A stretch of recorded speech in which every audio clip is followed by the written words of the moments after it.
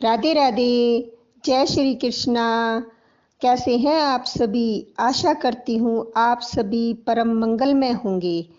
देखिए, बैसाख मास शुरू हो गया है। बैसाख का महीना भगवान विष्णु को अति प्रिय है। इसे माधव मास भी कहते हैं। बैसाख मास में भगवान विष्णु की पूजा, स्नान, दान आदि करना चाहिए। अगर आप पूरा महीने व्रत नहीं कर सकते तो स्नान के बाद बड़, पीपल और आकड़े के पेड़ को जरूर सींचना चाहिए। आज मैं आपको बड़, पीपल और आकड़े के पेड़ को सींचने की कहानी सुनाती हूँ और बैसाख मास महात्म्य भी जरूर सुनना चाहिए। इससे पहले हम कहानी सुनते हैं। नर्मदा नदी के तट पर एक छोटा सा गांव था। उस गांव में एक वैश्य दंपति अपने 2 बेटा बहू के साथ रहते थे। उस वैश्य का नित्य का नियम था कि वह रोज नर्मदा घाट पर जाकर स्नान करता था और वहीं से 1 लोटा जल लेकर सूर्य भगवान को अर्घ देता था। वहीं पर ही बड़, पीपल और आकड़े के पेड़ को सींचा करता था। एक बार की बात है, बैसाख मास लगने वाला था तो वैश्य ने अपनी पत्नी से कहा, भाग्यवान, मेरी तबीयत कुछ दिनों से ठीक नहीं है। कल से बैसाख मास भी लगने वाला है। मुझे लगता है कि मेरा नर्मदा तट पर जाकर स्नान करने का नियम टूट जाएगा। तो उस वैश्य की पत्नी ने अपने पति से कहा, आप इतने दुखी व परेशान क्यों हैं? भगवान की कृपा से हमारे 2 बेटे बहू हैं। उनमें से आप दोनों बेटा बहुओं से कह दो, उसमें से कोई न कोई आपको नर्मदा नदी पर से घड़ा भरकर पानी लाकर दे देगा। उसने कहा कि मैं सोच रहा था कि इस बार हम जोड़े से बैसाख स्नान करें। तब उसकी पत्नी बोली, आपने तो मेरे मन की बात कह दी। हम दोनों जरूर एक साथ जोड़े से स्नान करेंगे। वैश्य दंपति ने अपने दोनों बेटा बहुओं को अपने पास बुलाया और अपने मन की बात कही। तब बड़ा बेटा बोला कि बाबूजी, आपको तो ज्ञात है मैं नौकरी के लिए दूसरे शहर में जाता हूँ। सवेरे ही 5 बजे घर से निकल जाता हूँ तो मैं यह काम नहीं कर पाऊंगा। तो बड़ी बहू बोली कि माँ जी, बाबूजी, मैं भी सुबह सुबह इनका टिफिन तैयार करती हूँ तो मैं भी नर्मदा नदी से आपके लिए जल लाकर नहीं दे पाऊंगी, क्योंकि अगर 1-2 दिन की बात होती तो मैं निभा लेती, लेकिन पूरे बैसाख मास में यह नियम नहीं निभा पाऊंगी। तब उसके छोटा बेटा बहू बोले कि माँ, बाबूजी, आप चिंता मत कीजिए, हम दोनों ही आपको पानी लाकर दे देंगे। आप दोनों जरूर बैसाख स्नान करो। ऐसा कहकर दोनों बेटा बहू अपने अपने कमरों में चले गए। छोटा बेटा बहू अपनी पत्नी से बोला कि सुशीला, मेरे मन में एक विचार आया है। जब हम दोनों नर्मदा के तट पर पानी लेने के लिए जाएंगे माँ बाबूजी के लिए, तो क्यों न हम दोनों भी बैसाख स्नान जोड़े से कर ले। उसकी पत्नी ने कहा, आपने सही कहा, हम दोनों भी जोड़े से स्नान करें। तब उन दोनों ने जाकर अपने माँ बाप से यह बात कही तो माँ बाबूजी, आपके साथ साथ हम दोनों भी जोड़े से स्नान करेंगे। यह सुनकर वैश्य दंपति को बहुत प्रसन्नता हुई और अब दूसरे दिन सुबह 4 बजे ही वैश्य दंपति के छोटा बेटा बहू नर्मदा के घाट पर पहुंच गए।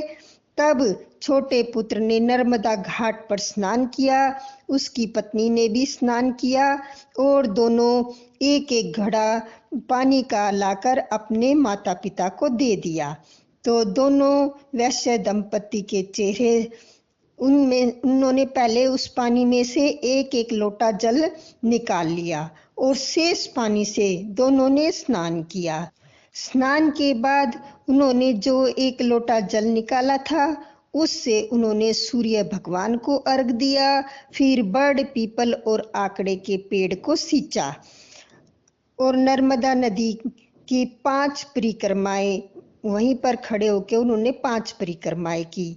पहले घरों के आंगन में ही बड़ पीपल और नीम के पेड़ हुआ करते थे, तो वैश्य दंपति स्नान कर लेते और छोटे बेटा बहू उनके कपड़ों को धोकर आंगन में सुखा देते और फिर उनको खाना आदि देती थी। इस तरह पूरा महीना बीत गया। जब पूर्णिमा का दिन आया तो वैश्य दंपति ने अपने छोटे बेटे बहू से कहा कि तुम दोनों ने भी हमारे साथ बसाख स्नान किया है, तो यह बसाख स्नान पूरा हो इसके लिए हमें 2 जोड़ा ब्राह्मण दंपति को भोजन कराना चाहिए। तब उन्होंने अपने बहू से कहा, बहू तुम कल स्वादिष्ट खाना बनाना और 2 जोड़ी ब्राह्मण दंपति को गांव से बुलाकर ले आना। उन्हें हम भोजन करवाएंगे, कपड़े और दक्षिणा दान करेंगे। तो छोटे बेटा बहू बोले कि माँ बाबूजी जैसा आप चाहेंगे वैसा ही होगा। तब दूसरे दिन छोटी बहू ने सुबह जल्दी ही उठकर खीर, मालपुए आदि बनाए और गांव में ब्राह्मण को बुलाने के लिए चली गई। वह आधे रास्ते में ही पहुंची थी तो उसे 2 ब्राह्मण और 2 ब्राह्मणी आती हुई दिखाई दी। बहू ने सोचा शायद ये तीर्थ यात्री हैं, गांव के तो लग नहीं रहे, क्यों न इन्हें ही भोजन के लिए घर ले जाऊं। तब छोटी बहू ने उनको प्रणाम किया और बोली, पंडित जी आज बैसाखी पूर्णिमा पर मेरे सास ससुर 2 जोड़ा ब्राह्मण ब्राह्मणी को जिमाना चाहते हैं, कृपा आप मेरे साथ मेरे घर पर भोजन करने के लिए चलिए। तब वह पंडित पंडिताइन बोले कि पुत्री हम तो तीर्थ यात्री हैं, हमें भोजन मिल जाए इससे बड़ी बात और क्या हो सकती है। तब छोटी बहू उनको घर ले आई और उनके लिए आसन लगाया, चौकी लगाई, पानी का लोटा भरकर भोजन का थाल परोसा। सभी ने भर पेट भोजन खाया। फिर वैश्य दंपति ने उन्हें कपड़े और दक्षिणा दी। तब दोनों ब्राह्मण ब्राह्मणी ने उनको ढेरों आशीर्वाद दिए। तभी वैश्य दंपति ने अपने बेटे से बोले कि इनके चरण धोने के लिए जल लेकर आओ। तब बेटा बहुत जल्दी ही जल लेने के लिए अंदर चला गया और वैश्य दंपति चरण पोंछने के लिए गमछा लेने के लिए कमरे में अंदर चले गए।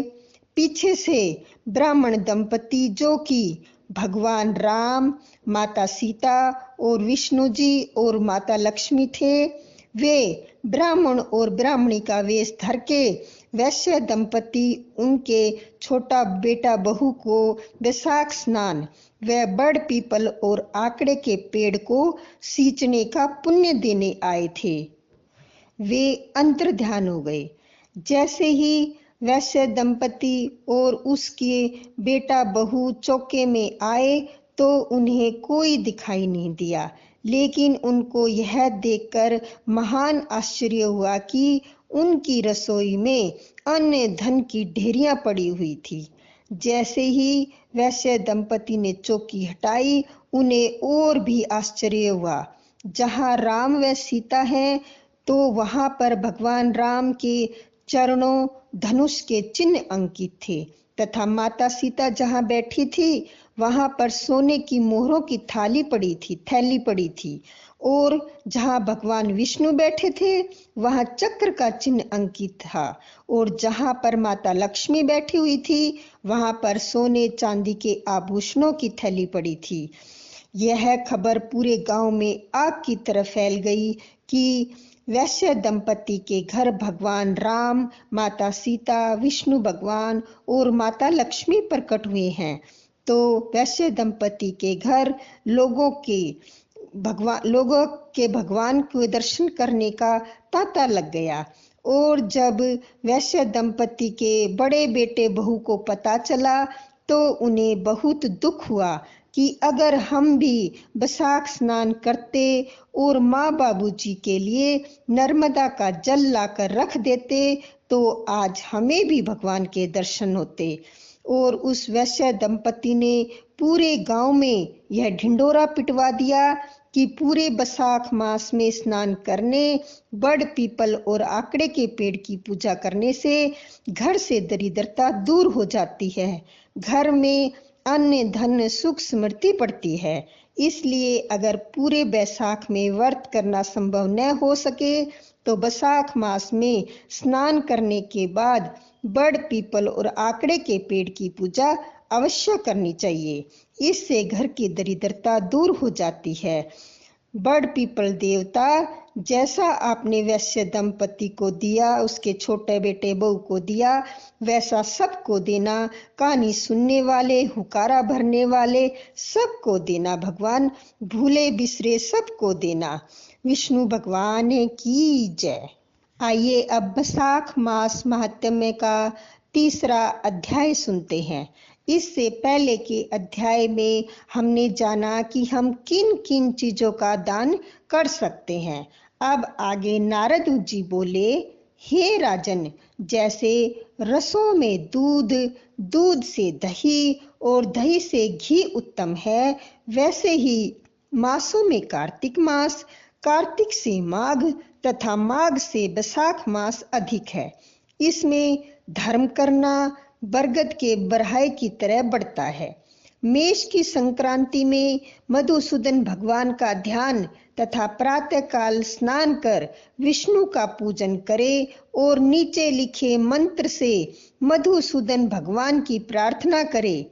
हे मधुसूदन, हे देवादिदेव, मैं बसाख मेष की संक्रांति भर प्रातः काल स्नान करने की कामना करता हूँ। आप इसे निर्विघ्न पूर्ण कीजिए। फिर अर्घ देते हुए कहें कि हे मधुसूदन, आपको अर्घ देता हूँ, इसे भली भांति ग्रहण कीजिए। गंगादि नदी, तीर्थ, सब जलाशय मेरे दिए हुए अर्घ को प्रसन्नता से ग्रहण करें और मुझ पर प्रसन्न हो और यथोचित फल दीजिए। फिर वस्त्र पहनकर आह्निक कर्मों को करे, फूलों से भगवान का पूजन करे।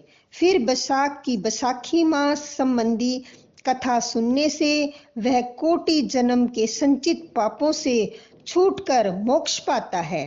पृथ्वी, स्वर्ग और पाताल कहीं भी दुख नहीं होता, कभी गर्भ बनने में नहीं जाता और न ही माता का दूध पीता है। बसाख मास में जो तेल मलना, दिन में सोना, कांसे के बर्तन में भोजन, खाट पर सोना, घर में स्नान, निषेध भोजन, दोबारा भोजन, रात्रि काल में भोजन करता है और उत्तम उत्तम कथा नहीं सुनता और न किसी तीर्थ में जाकर स्नान करता है, न दान देता है, वह नरक में जाता है और चांडाल योनि को प्राप्त होता है। उसे कुत्ते की योनि 100 वर्ष तक प्राप्त होती है। फिर गधे व खच्चर की योनि प्राप्त कर वह नरकगामी होता है। 1000 ब्राह्मणों की हत्या का पाप किसी तरह दूर हो जाता है, परंतु बसाख मास में स्नान आदि न करने से उसका पाप कभी दूर नहीं होता। बसाख मास में नियम पूर्वक कमल के पत्तों पर भोजन करने से सब पापों से निवृत्त होकर विष्णु लोक मिलता है। बसाख मास में दोपहर के समय मार्ग चलकर अपने घर आए हुए या थके हुए ब्राह्मण को सुंदर आसन देकर जो उसके चरणों को दबाता है और चरणोदक को अपने मस्तक पर छिड़कता है, उसके सब बंधन कट जाते हैं। उससे गंगादि संपूर्ण तीर्थों में स्नान करने के बराबर फल निश्चय ही मिलता है। बसाख मास में अन्न दान एवं जल दान न करने से पाप और दुख कभी दूर नहीं होते। प्रातःकाल सूर्य उदय होने पर सागर से मिलने वाली सप्त गंगा जाह्नवी, विरधगंगा, कलंदी, सरस्वती, कावेरी, नर्मदा और वेणी में स्नान करके विष्णु भगवान में मन लगाने से 7 जन्म के सिंचित पाप शीघ्र ही नष्ट हो जाते हैं। बैसाख के महीने में बावड़ी में स्नान करने से या घर से अलग गौ के चरण के रखने की जगह के समान जल भरा हो, उसमें भी स्नान करने से हे राजन बड़े बड़े पाप दूर हो जाते हैं। जो कोई धन संपन्न हो अथवा दरिद्र या पराधीन हो, उसे जो वस्तु मिल जाए वह ब्राह्मण को दान देना उचित है। कंदमूल, फल, शाक, नमक, गुड़, बेर पत्र, जल और छाछ जो वस्तुएं दान की जाए वह अपरिवर्तित हो जाएंगी। दान न करने से दरिद्रता आती है, दरिद्र होने से पाप किया जाता है, पाप करने से नरक मिलता है। इसलिए सुख की इच्छा करने वाले को अवश्य दान करना चाहिए। कोई बड़ा मकान अच्छा, सुंदर और सब सामग्रियों से शोभायमान हो मगर उस पर छत न हो तो शोभा नहीं पाता। वैसे ही दया न होने पर सब गुण व्यर्थ हैं। जैसे उत्तम शाक बिना नमक के स्वादिष्ट नहीं लगता, जैसे कोई कुरूपवती स्त्री श्रृंगार होने पर भी अच्छी नहीं लगती, ऐसे ही बैसाख मास में जो धर्म, कर्म और स्नान आदि नहीं करता, उसका सब किया सब व्यर्थ है। बैसाख मास में तीर्थ यात्रा, जप, यज्ञ, दान और होम आदि का फल भी अधिक होता है और तुरंत फल मिलता है। मधुसूदन भगवान इसके देव हैं। जिसने किसी प्रकार भी बैसाख मास में मधुसूदन भगवान का पूजन नहीं किया, वह मूढ़ बुद्धि शुक्र की योनि पाता है। जो तुलसी दल से बैसाख मास में मधुसूदन भगवान की पूजा करता है, वह सार्वभौम राजा हो कोटि जन्म तक अनेक सुख भोगता है और फिर अपने करोड़ों कुलों को लेकर विष्णु भगवान का वैकुंठ धाम प्राप्त करता है। बोलो विष्णु भगवान की जय।